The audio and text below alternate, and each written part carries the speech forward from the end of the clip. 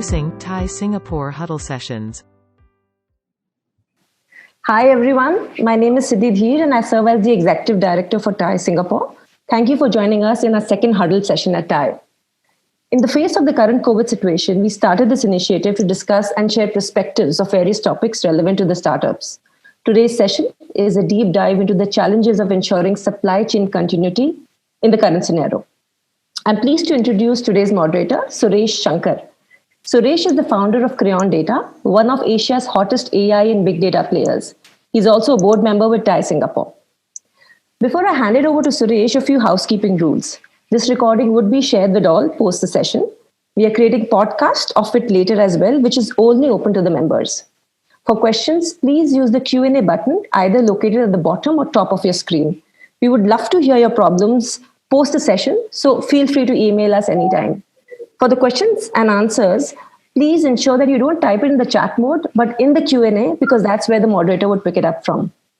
And lastly, we all are getting accustomed to the new normal, which is working from home, and there can be issues like videos not working due to connectivity issues, etc., or your kids, your pets, your husband or spouse giving unwanted background music. So if something like that happens, please bear with us. Suresh, over to you. Thank you very much, Sidhi. Good afternoon and welcome to everyone to the second TiE Huddle Series. My name is Suresh Shankar. I'll start by introducing my two co-panelists, who are both very distinguished people. Carmen Yuen is partner at Vertex Ventures, and Ankiti Bose is co-founder and CEO of Zilingo. Our topic today is supply chains, and the very definition of something that's vital is that it's invisible, and if it stops to function, you notice it. And supply chains are very much like that. We are so accustomed, we don't care about the movements of goods, services, people, data, funds, till they stop moving. And over the last 8 weeks, I think the COVID-19 pandemic has completely disrupted the world. Many things have come to a halt. And I think I have no better way to describe this than to say, this is the kind of vital thing that we all take for granted in life till it disappears. So I have two experts as the moderator. I don't want to get between the audience and them. So I'm going to straight away start by posting questions to them. And as your questions come in on the Q&A, we'll keep answering those as well. So let me start with Ankiti. Ankiti, the last 8 weeks must have been, you run fundamentally a logistics business that is all about supply chains. How has the last 8 weeks affected every part of your business? Could you share a few experiences? What's going on? Hi, everyone. Hi, Suresh. Thank you for that introduction and context for everyone. I think, the last few weeks have given us all a lot to think about, like you said, a lot of context around what happens when the invisible things that make things appear in stores and, inside our apps just vanish. And I think what happened first as the COVID crisis began to take over was that we thought there'll be a huge problem with supply, as most of the cases were in China or in Asia. Then slowly we saw that, the crisis had started to become fairly global in nature. So not only had the supply side and the supply chain started to collapse, but also the demand side and the consumption had started to collapse as well. So really, for anybody who's in retail in any form, in fashion, in anywhere in that supply chain, whether you're a cotton farmer or you sell clothes in a shop online or offline, or you're anywhere in the middle, your life has completely transformed in the last few weeks. And what is going to be a permanent change? Of course, at some point we will all together rein in the COVID crisis. But what is going to be a permanent shift is that the inefficiencies in the old school, old economy supply chain, which has a lot of agents and traders and guys that don't add a lot of value, but are essentially just buying and selling, their inefficiency, the time that they take, the lack of speed that they add to the whole process has become extremely evident now. And, now more than ever, it's important that things are speedy and inexpensive, or at least the, essential things are inexpensive. And that's becoming more and more evident. And that's not just the case with the retail supply chain, but you see that across essential services, across food, and so on and so forth. So I think, while both the supply side as well as the consumption side might have collapsed for now, the way we are all changing is going to cause a fairly irreversible transformation of all supply chains in a way that it will permanently be digital now. That's an interesting point you make, and I'd just like to follow up on that. I thought, supply chains make life efficient. You're actually telling us that supply chains are also inefficient, and this is going to make them even more efficient than they were. That's an interesting outcome? Yes, that's exactly the case. I'm just going to ask Carmen now. Carmen, you invest in multiple businesses in Vertex. I'm sure that many of them, while they may not be directly in the supply chain, are being affected by issues of either supply or demand. There must be people who are pivoting. Could you share a couple of examples of what's going on in your own portfolio and how companies are being affected and how they're coping? Yeah. Thanks everyone for joining us today. So we are in the business of investing into businesses that has got good potential to grow. So actually, this idea about supply chain going digital and having a digitized platform is also something that we are mindful of, and in fact, something that we have actually been deliberate in seeking out for and investing into. So interestingly, one of the recent companies that we have just closed an investment in is a company called TiE. And what do? They provide a platform to link farmers. And previously, it would be through many middlemen where the vegetables and the fresh produce are being transferred from one hand to another, and thereby the farmer actually make much less money. The produce, by the time they reach the hands of the consumers or the restaurants, is already less fresh than necessary. So what TiE has done is actually to provide a platform to remove middlemen, so that the whole process, the whole flow will be much more smoother, even in this time. So regardless of COVID or not COVID, there's already plans and intention to make it digital, to smoothen out and to flatten the amount of cycles that it takes to go from farm to fork or farm to restaurant or consumers. So that's just one aspect. We have also seen how, even though you might want to do it the digital way, because of COVID and what the government has decided to do to institute lockdown, it actually has an impact on the business. So one of our other company is a company based in India. Many of you are probably quite familiar. It was quite an antithesis to invest into an e-commerce, so to speak, an e-commerce company for fresh produce, for fresh meat. And this company is Licious. So Licious was actually growing very well. And then COVID happened. And then the Indian government decided to institute a lockdown from the 24th of March and now extending to early May, about the same time as Singapore.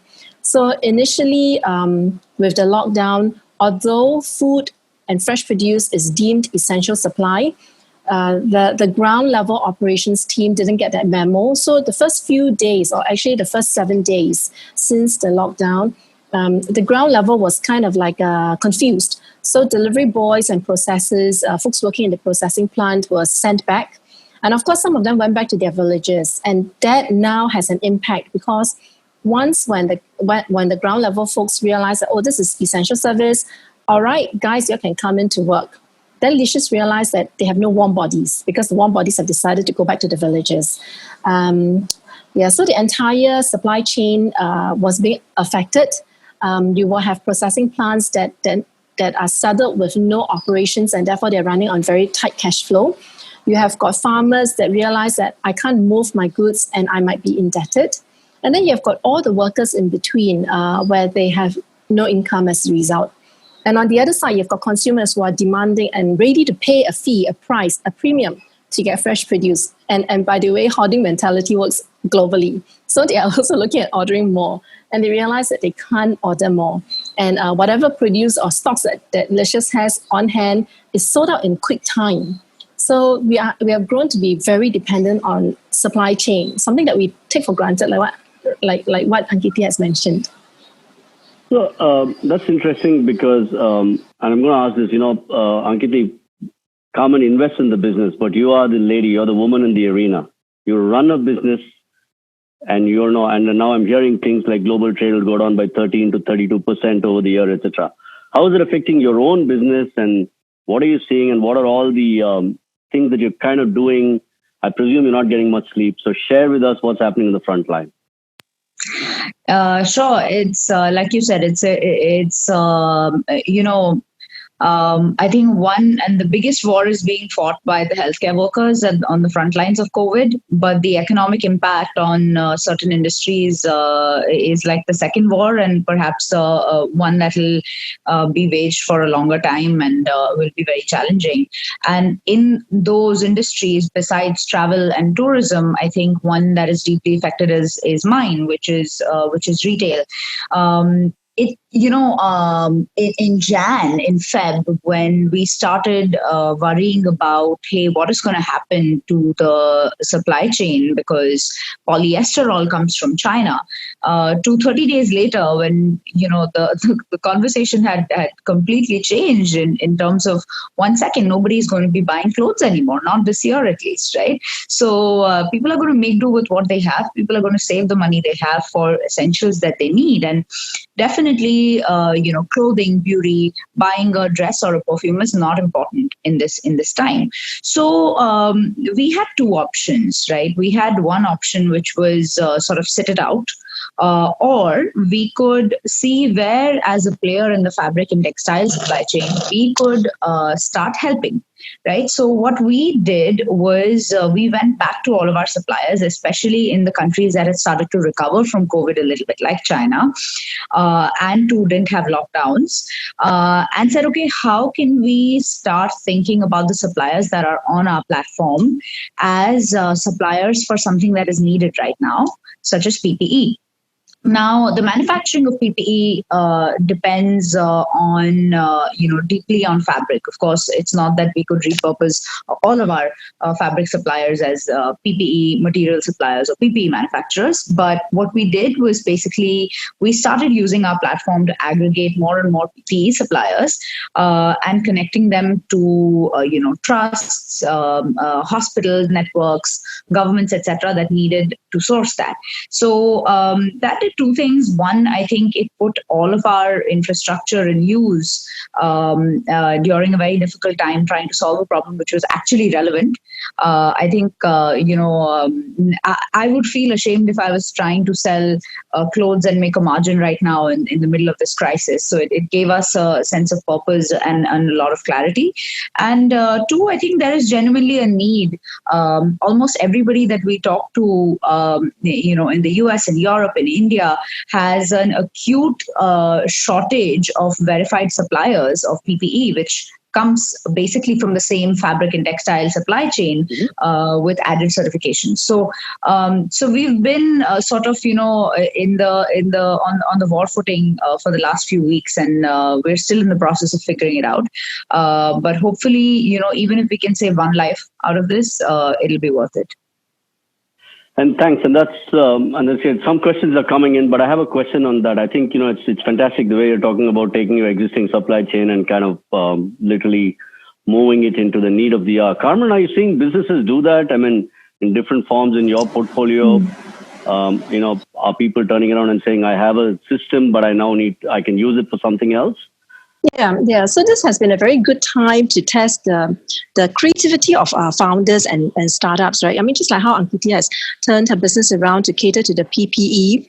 We have another company that is called Store Hub in Malaysia. So some of you may be familiar with them. So what did they start their business off as? They started off as providing point of sale solutions to F&B customers, restaurants, and retailers. Malaysia also instituted its own lockdown. They call it the MCO, Mandatory Movement Control Order, and it came into effect middle of March. Immediately when that was announced, you realize that all businesses were affected, and what was most affected is actually the SMEs. And because they have got many clients who are actually restaurants, they realize that, oh, my clients are going to die overnight, right? Just overnight wiped out. They are going to have an issue with supplies that they have ordered. You have got meat that you can freeze, but you do not have enough refrigeration for fresh produce. Then how? So what StoreHub and their team did was that they actually survived on 4 hours sleep over the last 20 days, similar to Ankiti's group, to come up with solutions for their SME restaurants. And basically what they did was now to empower and enable these restaurant guys to suddenly have the ability to do takeaways and delivery. So all this was done in quick time. And then at the same time, after you're able to cook, so what? These guys are not on your Grab or Foodpanda platforms. How do I get the food from my kitchen to the homes? So they had to assemble the Lala Moves, the Go-Getters, and even AirAsia. Some of the food is actually delivered by stewards and stewardesses, by the way. So they had to assemble all these loose parts within the entire last mile supply chain to get the food from the restaurant to the homes. Now, at the same time, then they realized that there was actually another opportunity. So delivering food is one thing. They realized that, look, all of us don't like to order takeaways every meal, every day. We still would like to do our own cooking at home. So what they did was to work with another startup called Food Market Hub. And that company is somewhat similar to Tiny Hub, where they work with the farms in Malaysia. And so now they have transformed the restaurants to becoming also a grocery pickup point. So now in Malaysia, only the heads of households are allowed to kind of like get out of the homes to go and buy food, to go and do pickup. But the men of the households are normally the ones who are a little bit blur when it comes to buying fresh produce, right? Thank you. I think I speak from experience too. So it's easier if the wives I plead guilty. It's easier if we place the orders, and what the man has to do is just go pick up the food and pick up the groceries. So this is where the founders are very innovative. You described my job perfectly. I apologize if I offend many people, but yeah. Yeah, so they have been very creative in transforming and meeting the needs of making sure the food reaches the people who wants to have the food. Yeah. So it's an interesting thing because, I think you're talking about new people, all of us changing our jobs. I feel like a call center worker today, right? I'm on a call from morning to night. I'm sure all of us now should have empathy for all people who work in call centers. But I have a couple of good questions that are coming from for Ankiti, and I think I'm going to add something that I wanted to ask you as well. Basically, I think the question is, what is a good leading indicator that recovery is started? And I had a question on that. We all hear China is coming back on stream. And, is that happening? Are you seeing on the supply side, the first offshoots of recovery already, right? And if you actually see that, from your perspective, where do you think that the big engagements are going to happen in terms of engaging with the recovery? Which sector would you like to deal with, or which sector are you seeing as the opportunity? Yes, so I think over the last 5 to 6 weeks, we have seen that factory capacity across China has probably gone from a complete shutdown in majority of the manufacturing hubs to almost 80% recovery already. Now, there are a few assumptions to be made here. One is that the second wave, if there is one, and it looks like it looks somewhat likely, is neither as widespread nor as deadly and is a lot more controlled in China, and therefore another full shutdown is not going to be required. And the provinces that are largely into manufacturing but isolated from Hubei and so on remain safe and don't shut down. Now, if that's the case, then we can assume that over 85-90% of the manufacturing outside of Hubei it comes back fairly quickly. In the case of in the case of fabric and textile, and in our supply chain at least, majority of the workers have come back, and the shortages, the challenges are now slightly different. That the products you needed earlier was polyester for fast fashion. Now what you need is materials for nitrile gloves, and they need to be sterilized and so on and so forth. So we're figuring that out, but it's not a challenge of capacity, and it's not a challenge of manpower being back yet. And all of this has also happened in the last, I would say, 45 days. So on the supply side, the trends are somewhat encouraging. And if this whole thing lasted in China for about 76 days, if many other countries are able to get the crisis under control, then we can assume that it takes about 2.5 months from complete lockdown to start opening things up, especially as far as factories and facilities are concerned. The deeper challenge, though, like you said, is going to be around how much of the consumption comes back and when, right? Especially when you're talking about travel, tourism, food. When you travel, so summer is gone, right? So basically, all your summer holidays, your hotel bookings, the shopping that you would have done for those trips, the shopping that you would have done on those trips is all wiped out, and it's not. It's essentially not demand that is going to come back once the crisis is over. If the crisis is over in the very short run and we have a normal winter, that still doesn't mean that people will be buying swimsuits. They will probably, go back. And now there is one more factor here, is how soon this happens and how badly the economy is affected. If the economy is very badly affected by then, and unemployment is at a record high, like we're seeing the trends in the US right now, then you can assume that even if the crisis is over, but the economy is worse hit than what we are presently projecting, then the collapse in consumption is going to hit us hard, and no matter how much supply is available, that won't help. So that's when, again, the whole supply chain would have to be very creative to use all of its infrastructure to do two things. One is make sure that all the points of inefficiencies and points of failure are removed. So there are no more traders and agents leaking away margins, so that products can be at the right price, available at the right time and at the right speed. And the second is that we make the things that the new post-coronavirus world now requires. So I think the next 12 to 18 months, there will be some businesses that will be winners, or at least strong survivors, but it will completely depend on their agility and the speed with which they can adapt to this new reality. Whatever plans we had and we shared, with our boards and our shareholders and our teams 6 months ago are almost entirely irrelevant, irrespective of which industry we are in. So we all have to. Which brings me to an interesting follow-up, and this is to both of you in some way. Supply chains also depend upon money, right? There's a flow of money through this entire supply chain that keeps it operational. And in many of the older world economies, it's cash. In other ways, it's credit. And what are you two seeing in terms of this whole, what's happening on the financing of the supply chain? Where is the, in a traditional old-fashioned supply chain, a lot of it happens on non-digital payments. So what are you seeing on that front, really?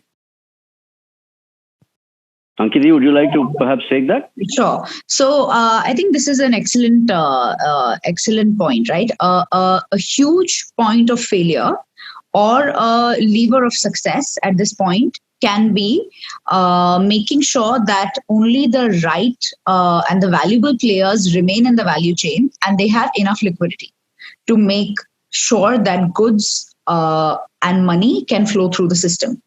And here, you are exactly right to point out that traditional systems have become, I wouldn't say they have failed us in this situation. They are adding to the timelines of delivery, right? So if you are in a position where your entire value chain has too many players, each leaking away margins, each holding on to cash, and therefore adding to the stress, the load, and the timelines of delivery, then, in some cases, for example, in the food supply chain or in the PPE supply chain, it's actually going to cost you lives. So it's not just about money.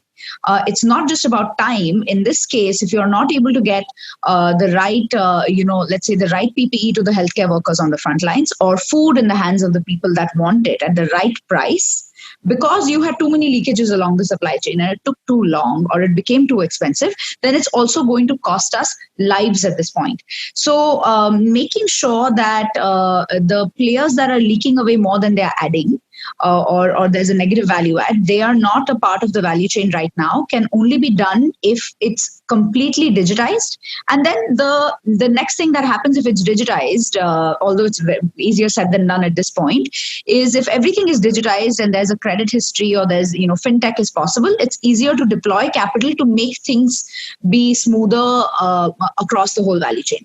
In the middle of the crisis, it's very rich for me to say, it's completely unfair for me to say that we should have already built out all the fintech. No. So whatever exists right now, we have to work with that and see what's best possible. But of course, supply chains that have been more digital already or already have the rails on which fintech can be deployed will do better and will, be able to adapt faster to the crisis than the ones that are completely traditional still. Yeah, thank I you. agree. I have about 7 minutes. Carmen, I also, before you answer, I think I want to ask you a second question, because I think this is an interesting way to look at supply chains. And this is particularly relevant for startups and your investments, right? Which is that startups tend to take the supply of talent, for global talent, as for granted, right? We all assume we can hire the best engineers, we can ship them from place to place, everyone can work on it and so on. So I'd also like you to try and add a dimension about what are you seeing on that? I mean, obviously every government is trying to say, I'll support and save my citizens' jobs, but, startups are typically very, very multinational in their talent composition. So what are you seeing on that front as well? And I've got a couple more questions and we have about 7 more minutes. So let's try and get some. So before I answer the talent question, I just want to second the point that Ankiti has made. And in fact, actually, I see this as something, a value add that sets TiE Hub apart, because they also have TiE Fund. And that is precisely to fund some of the players in their ecosystem. So it's an appeal to the startups out there, the founders out there. If you are actually in a platform business where you have got multiple touch points with startups, consider maybe adding one more vertical to your business, which is that of supplying capital. It is not going to come from the existing traditional sources. They are going to take too long, and the companies we work with are just so not in their path to consider. So I think it's really a shout out to TiE Fund and the foresight that the founders have in setting this up. So that's one. Now, when it comes to the talent, the supply chain for talent, absolutely true. Most of our companies have got talent sitting in multiple geographies. So to start with, I always tell my founders, good times, bad times, we have to be always in conversations with people that we think can value add to our companies. So even though right now our companies are actually in a reactive mode where we are looking at how do we cut costs, how do we stretch runway, conversations has to continue. So to that extent, Ticket Media, or otherwise known as the Asian parent, the founder has been in conversation with people. And we are also looking at adding on great talent to help us to propel the business forward once when COVID is over. That's just one aspect of talking to people that we know. The second aspect is actually to consider automation. So again, Turnkey Lender, one of our other portfolio companies that interestingly is in the platform business to empower lenders to use alternative data to speed up the entire lending process, consideration and refinancing. So they are in the process of coming up with solutions for lenders. Because of that, they are also in the AI space. The founder has actually taken this opportunity to look at processes where they can actually automate. So in this upcoming weeks, they are looking at automating different aspects so that when the time comes and if they need to really cut further, then they won't be jeopardizing the business because they have automated more process than less. But even without the COVID, because they've automated, this means that whatever manpower that they have can actually undertake other types of projects that probably requires more R&D efforts, etc. So from that supply chain aspect, I see it coming from these two sources. One is people who are not in the company. The second one is actually, regardless of where they are, is to be automated, taken away by machines. So founders can consider this two aspects so that we are less dependent on just one source of talent. We have about 6 or 7 minutes left, and with Sidhi's permission, I'm going to perhaps, because there are 2 or 3 good questions coming in, maybe we'll run over by a minute or so, and I'm going to try and request you to keep your answers very short if you can. So one of the questions, Ankiti, for you is that, and I think this is coming from 2 different angles. One is saying, is the world looking for alternatives to China? The other one says, will therefore a company like Zilingo, now will you go in and say, will you have multiple supply chains, will you change your proposition to say, you're more reliable than trying to maintain the traditional models, etc.? So I think there are 2 questions out there. One is this whole China. Will people now start to say, listen, it's unreliable, there's trust issues, we don't know what will happen. Countries will become more national. And the second one is about, will you start to establish multiple supply chain routes on this, right? And so I got a few more, and I've got permission to take 5 more minutes, but let me go question by question. Yeah, I think I'll keep it brief. I think the answer is yes to both. On the China piece, it's become very clear that today the world is dependent on certain countries, certain parts of the world for certain products. And right now, one of the key essentials in the world is something that we're all dependent on China for. And actually, China is doing an exemplary job of bringing that supply to everybody. But Europe, America, rest of Asia has at least got the realization that this is something that they will have to nearshore pretty quickly, because many products like masks and sanitizers, especially, even once the COVID crisis is under control, there will be continued demand for this for forever, at least until there's a widespread vaccine for the same. The other thing is, as far as we are concerned as a company, frankly, we have always believed that we should be in as many supply chains as possible as far as geographies are concerned, and make sure that our customers, which are businesses, can nearshore or optimize for cost or speed or whatever is possible. But frankly, this crisis has made us see even more clearly that like you said, we are serving a purpose and something that's extremely important for customers by giving them speed and value faster than the traditional businesses, just because it's digital and there aren't so many agents in the process. So the answer is yes, and strong yes. And to Carmen, I think this is a question partly wearing your investor hat, but I think it's a good question because I think it's something that goes to the heart of the VC industry. I think the question is really, traditionally mom and pop in India and Southeast Asia and the countries that we come from, mom and pop grocery stores, your local merchants have accounted for 80 to 90% of the total GMV. Yet the investor interest in the capital has always been in the top 10% in e-commerce and big box retailers, right? And during lockdown, the traditional channels seem to have stepped up to provide a more robust supply and last mile reliability. And e-commerce, and for all of you who try to get any delivery from Red Mart, you'll appreciate this, has struggled with stockouts, with delivery, with timelines. So are you going to look at trade and traditional trade and the fact that they provide a different kind of reliability very differently going forward? So it's interesting because we have been looking, if you look at TiE Hub, what is TiE Hub? It's actually a very traditional business, just that we have slapped over it a layer of digitization to ensure the process is more efficient. The other company we have is Happy Fresh. So we have seen the debunker of Honest Bee. Now, if Honest Bee has stuck out for the next few months, they will realize that actually this is the best time to make the best monies, right? So Happy Fresh has been seeing that the demand for whatever the services that they can provide actually went through the roof. And interestingly, they do not stock up themselves. So they actually work with the existing sources of like your cold storage equivalent and your Sheng Siong equivalent to basically help folks like us to pick and deliver.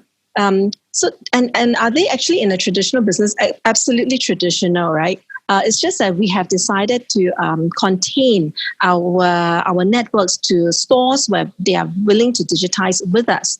Could this be actually expanded to working with traditional mom and pop shops? Of course, absolutely. And that was one of the points that actually StoreHub was attempting to do.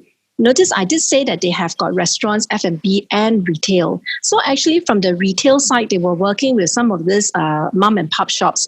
However, when times are normal, in the normal course of business, mom and pop said that, hey, I count faster, 3 cans of milk and whatever is faster. I don't need a POS. So they were less keen to adopt technology.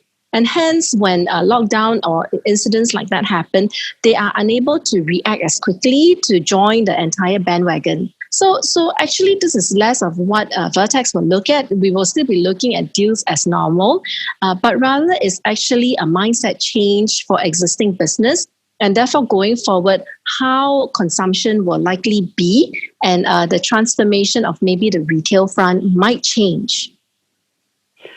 Thank you very much for that. And I think, Ankiti, also mentioned that in your own fashion supply chain, that digitization is part of what you do. So I guess that's the answer. But there's a final question that I'm going to take. There are a couple of questions from people asking about how they can contribute to your companies. I'm going to make sure that some of those questions are passed on to the panelists to answer later on email.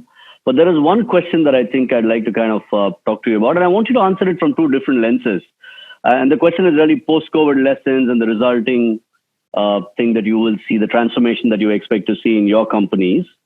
But I want you to answer this from 2 perspectives, not just as business leaders, but as women leaders. And the reason I ask this is, in my own company, we have 2 women directors. I have a lot of senior women leaders. I've seen them react very differently to every problem that we face. We've seen this with people making this comment about women prime ministers around the world and leaders. So I want you to react with 2 hats, a business hat and as a woman leader, because I think it's an extremely interesting and important perspective for the world. Which one of you would like to go first? Carmen, would you like to go? Yeah, so post-COVID, what are the key lessons?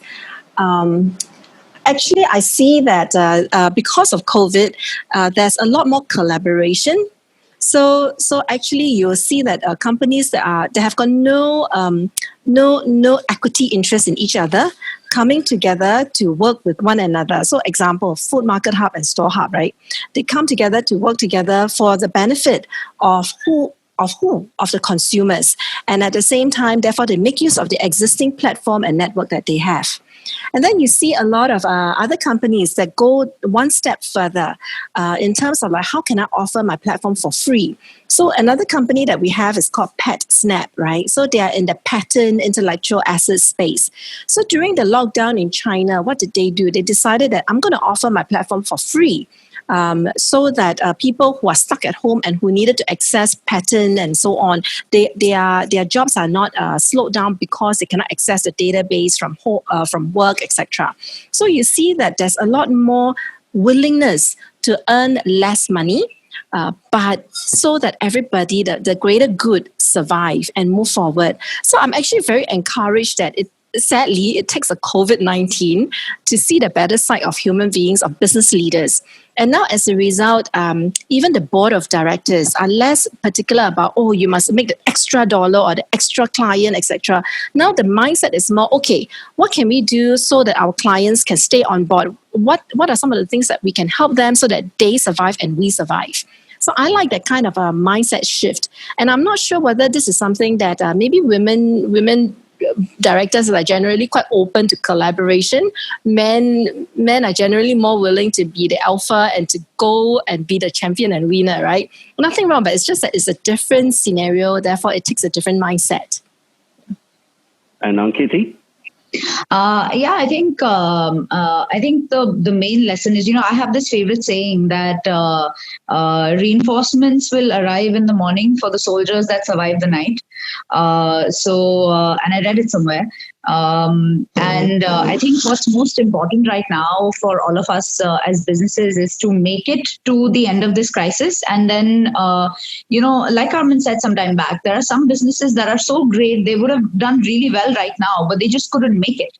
And that's why, there's all sorts of press about them that you read, but fundamentally though, there's a product market fit for it. So I think the lessons we are learning is resilience, do whatever it takes to survive, collaborate. It's much more important to survive together than think short term for small wins, and think about winning battles instead of the long war that is ahead of us. And I think there is I would say there's a natural advantage to having both men and women in the war room in this situation, because even right now, I think women find it quite, contrary to popular belief, find it very easy to be very calm in a crisis, right? So even today, when there is crisis on multiple fronts, we have some super alpha males who are going ahead and doing what we need them to do. And then there's, me and our CMO in the war room sitting saying, okay, calm down. It's okay. We'll figure it out, right? It's all right if you screwed up and we'll figure it out. And, we're all in this together. We're all in this together. And for the first time, the world has, nobody in living memory, sparing few have lived through the Spanish flu, the Great Depression, and the last World War. Most of us haven't. So let's figure it out together. So I think it helps to have a balanced, diverse team in the war room right now. So thank you very much, Carmen and Ankiti. I think, we've overshot this by 5 minutes. There are more questions. To those people whose questions have been unanswered, we will take it up and we will try and get Ankiti and Carmen to answer these on the email. Once again, thank you to the wonderful ladies. And I think I've certainly taken away a lot of this stuff, and I'm going to remind myself to keep calm every time I go into a meeting now. Over to you, Thank Sidhi. you. Thank you. This was Thank you. Suresh. Thank you again. This was as crisp as it always commit to be. And taking 5 minutes more, you asked permission for that. For thank you so much. We are making this into a podcast, guys. So we make sure that these are crisp, punchy 35-minute sessions. Ankiti and Carmen, it was a pleasure hosting you guys. Few things that I took in the end was women are more collaborative and calm. So that made my day. Thank you for that. Happy times. For some, there are happy times. For some, this is in hibernation mode. So yeah, it's a mixed bag altogether. But one thing that is really good is that a positive mindset is something that everyone is moving towards. And that's one of the silver linings in this crisis. On that note, I would like to remind everyone who attended and say thank you to them that we have another session next Wednesday at 5 p.m. Same time. The topic for next session is how do you create a sticky consumer business? More emphasis on the B2C side. We have Dushyant Sapre, who is the managing director of Mopub at Twitter, moderating the session. Our speakers would be Roshni Mahtani, CEO and founder of the Asia Parent Group, and Abhi Anand, managing director of Sequoia. So please log in next week, Wednesday at 5 p.m. Thank you guys again. See you. Thank you. Thank you. Thanks, Suresh, for moderating. Thank you. Thank you. Bye. Bye-bye. See you next week on Wednesday. Bye.